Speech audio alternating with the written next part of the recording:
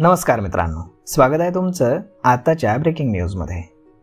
मित्रांनो, वाहतुकीचे नियम मोडल्यास जर तुम्हाला चलन आलं असेल आणि त्याकडे दुर्लक्ष जर तुम्ही करत असाल तर हे तुम्हाला महागात पडू शकतं। जरी मेसेज आला नाही तरी आता मोबाईलवरती तुमच्या वाहनाला आलेली चलनं तुम्हाला पाहता येतात, त्यामुळे ती तपासत राहा, नाहीतर 3 महिन्यांनी तुमचं ड्रायव्हिंग लायसन्स हे सस्पेंड केलं जाऊ शकतं।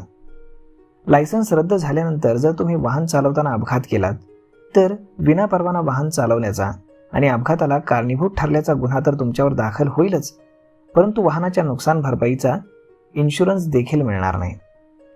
दंडाची पावती न भरलेल्यांना कोर्टानं नोटीस पाठवली जाते, तिथे सेटलमेंट होते, परंतु असेही अनेक नग असतात जे या नोटिसीलाही जुमानत नाहीत। यामुळे आता मुळावरच घाव घालण्याचा निर्णय शासनाने घेतलाय। दंडाची वसुली करण्यासाठी तसेच वाहतुकीचे नियम पाळले जावेत यासाठी हे केले जाणार आहे। नियमांचा नवीन मसुदा तयार केला जातोय। यानुसार वाहन मालकांना 3 महिन्यांच्या आतमध्ये ट्रॅफिक ई चलान हे भरावं लागणार आहे, अन्यथा ड्रायव्हिंग लायसन्स रद्द केलं जाऊ शकतं। तसेच ज्या लोकांनी एका आर्थिक वर्षामध्ये सिग्नल तोडलाय किंवा धोकादायक पद्धतीने वाहन चालवण्याची 3 चलनं घेतली आहेत त्यांचे परवाने हे 3 महिन्यांसाठी निलंबित केले जाणार आहेत। यासोबतच या प्रस्तावामध्ये विम्याचा प्रीमियम देखील वाहतूक ई चलन प्रणालीशी जोडला जाणार असल्याचं सांगितलं जाते। यानुसार ज्यांचं चलन न भरलेलं असेल त्यांना विम्याची जास्तीची रक्कम ही भरावी लागू शकते। ई चलनाच्या वसुलीमध्ये महाराष्ट्र आणि हरियाणा 62 आणि 76 या दरांसह पहिल्या क्रमांकावर आहेत।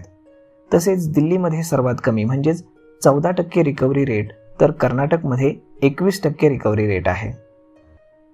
तर मग मित्रांनो, अशा पद्धतीनं तुमच्या गाडीला येणारे ई चलान हे अधूनमधून तपासत चला, नाहीतर तुमचं ड्रायव्हिंग लायसन्स रद्द होऊन जाईल आणि तरीही तुम्हाला ते समजणार नाही। तर मग मित्रांनो, हा व्हिडिओ, ही माहिती तुम्हाला कशी वाटली हे तुम्ही आम्हाला कमेंट करून नक्कीच सांगा, आणि जर आवडली असेल तर आपल्या जवळच्या मित्रमंडळींसोबत देखील हा व्हिडिओ तुम्ही शेअर करायला विसरू नका। धन्यवाद।